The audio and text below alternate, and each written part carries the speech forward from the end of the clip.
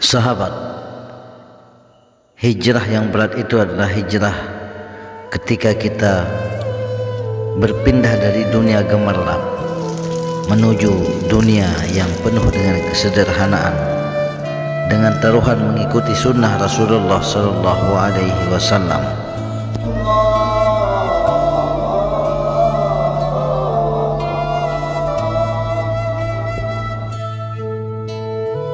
Sahabat, berapa banyak saudara-saudara kita yang sudah Islam, yang mengaku dirinya sebagai Muslim, tapi justru mereka tidak mengenal sunnah Rasulullah Sallallahu Alaihi Wasallam. Ini adalah kelemahan kita yang tidak pernah menyampaikan dakwah dan ajakan kepada mereka untuk memperkenalkan sunnah Rasulullah Sallallahu Alaihi Wasallam yang mulia. Islam itu mudah, tetapi bukan perkara yang harus diremehkan, sehingga kita menjalankan Islam ini dengan semaunya tanpa harus mengindahkan petunjuk Al-Quran dan sunnah baginda Rasulullah Sallallahu Alaihi Wasallam.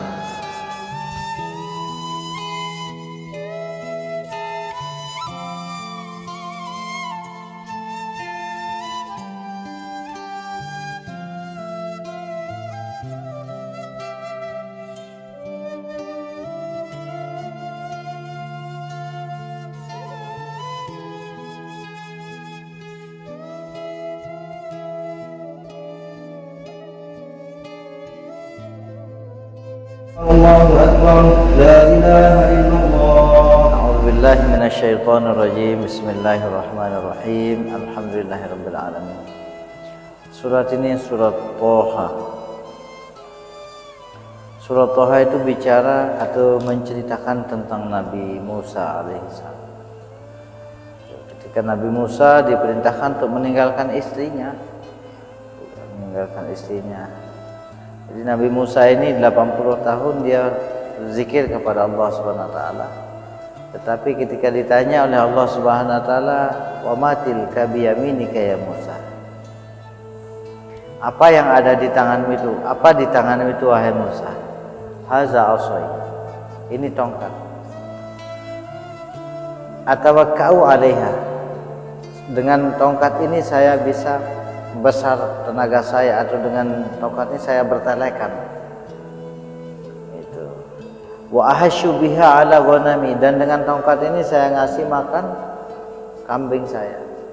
Waliya fiha ma'aribu ukhra, dan banyak sekali kebutuhan saya yang saya terbantu oleh tongkat ini.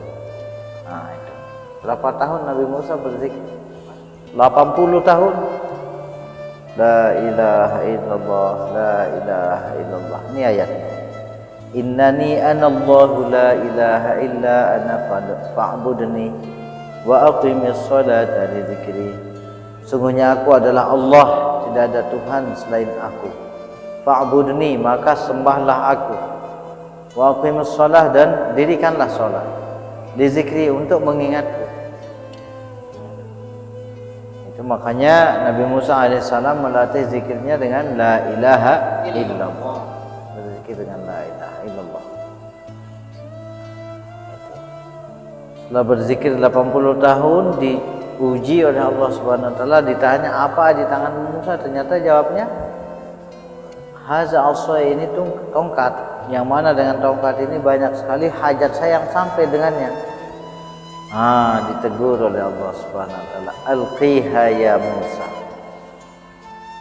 Buang dia Musa, tongkat itu maksudnya. Fa alqaha fa idza hiya hayyatun tas'a, maka dilempar langsung oleh Nabi Musa tongkat itu sehingga dia berubah menjadi ular dengan cepat. Qala khuzha, setelah dilempar disuruh perintah ambil lagi. Wala takhaf, setelah dia lempar tongkat itu berubah menjadi ular yang besar sampai 70 hasta. Artinya mungkin kalau sekarang tuh sebatang kelapa itu, sebatang kelapa jadi. Dan itu akan siap mematok Nabi Musa. Itu untuk mematok. Tetapi di saat dia sudah berubah menjadi sesuatu yang berbahaya, justru Allah perintahkan khuzha, ambil dia Musa. Itu diperintahkan untuk ambil. Wala takhaf, dan jangan takut. Di waktu dia jadi kayu suruh buang. Waktu dia sudah jadi ular mau mematok Nabi Musa alaihissalam, justru diperintahkan untuk ambil. Itu artinya apa? Setiap perintah Allah di dalam Al-Quran itu selalu bertabrakan dengan akal. Itu kenapa disuruh lempar? Yang pertama karena Nabi Musa itu masih salah jawaban. Dia sangka dari tongkat itu dia bisa kuat berjalan, dan dengan tongkat itu bisa mendatangkan makanan kambing, sehingga ditegur oleh Allah suruh buang.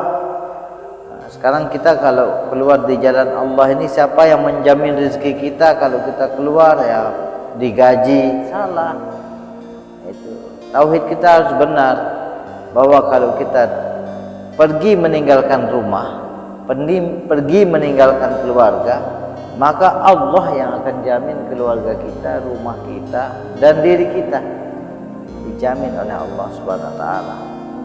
Itu.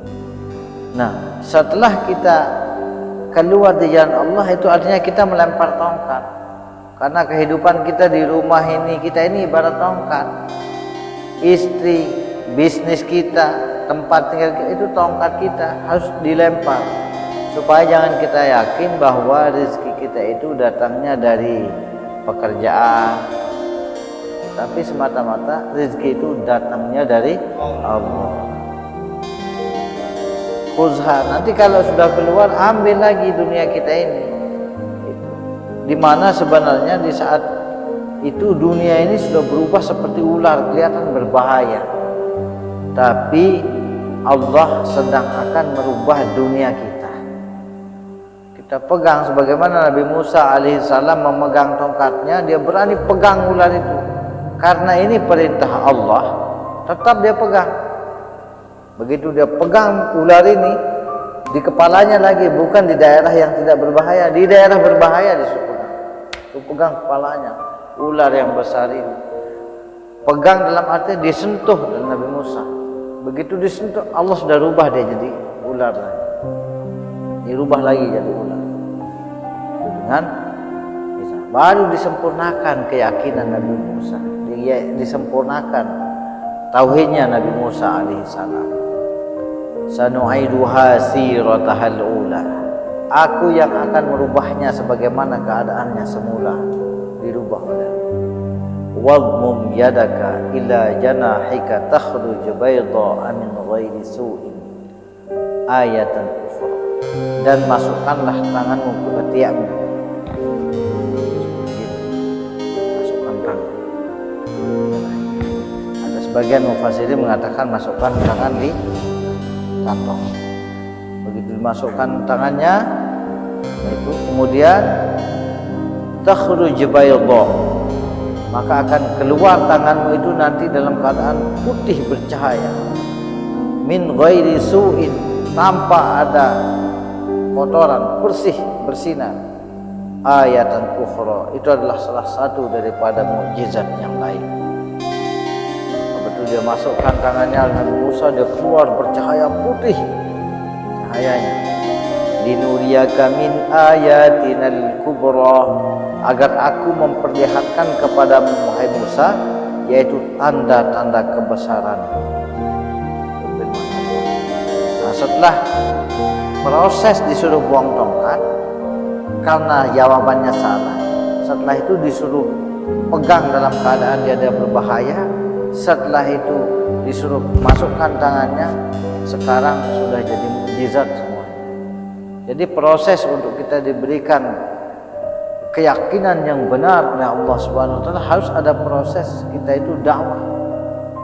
Nabi Musa itu bukan karena ibadahnya, justru karena dia berzikir tidak dakwah, justru di situ salah jawabannya. Tetapi ketika dia sudah mengikuti perintah Allah, setelah itu apa perintah Allah berikutnya di sini? Izhab ila Fir'aun. Pergilah kamu ke Fir'aun, innahu tagha, karena sungguhnya dia itu melampaui batas. Jadi dakwahnya Nabi Musa itu dakwahnya ke raja-raja, Makanya orang yang jauhlah keliling di jalan Allah itu akan diberikan keberanian sebagaimana beraninya Nabi Musa alaihissalam. Qala rabbi syrah li. Maka Nabi Musa ini takut. Ini perintah Allah. Tapi dia yakin. Dia perbaiki lagi keyakinannya. Ada rasa takut, rasa gentar. Maka dia berdoa kepada Allah. Rabbi syrah li sadri. Ya Allah, lapangkan dada. Biasanya kalau kita mau jauh lah itu kan agak sedikit ada rasa takut, khawatir, malu. Betul-betul iblis itu menggoda kita supaya kita takut dengan makhluk. Diperlihatkan mudarat-mudaratnya makhluk ini sama kita. Padahal kita itu bersama dalam pertolongan Allah, dalam perlindungan Allah. Dilindungi. Kemudian dia berdoa, Rabbi syrah li sadri. Ya Allah, lapangkanlah dadaku. Wa yassir li amri. Dan ringankan semua urusan. Orang jauhlah itu kalau punya urusan, Allah bereskan masalahnya. Karena apa? Kita ini sedang bekerja untuk Allah. Kalau kita bekerja untuk Allah, maka urusan kita ini kecil bagi Allah. Wa yassir li amri wahlul 'uqdatam min lisani.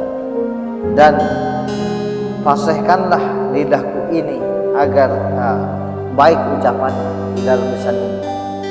Itu makanya kalau kita jauhlah itu, kalau mau mutakallim, kalau kita jadi mutakallim biasanya dipermudah oleh Allah untuk menyampaikan.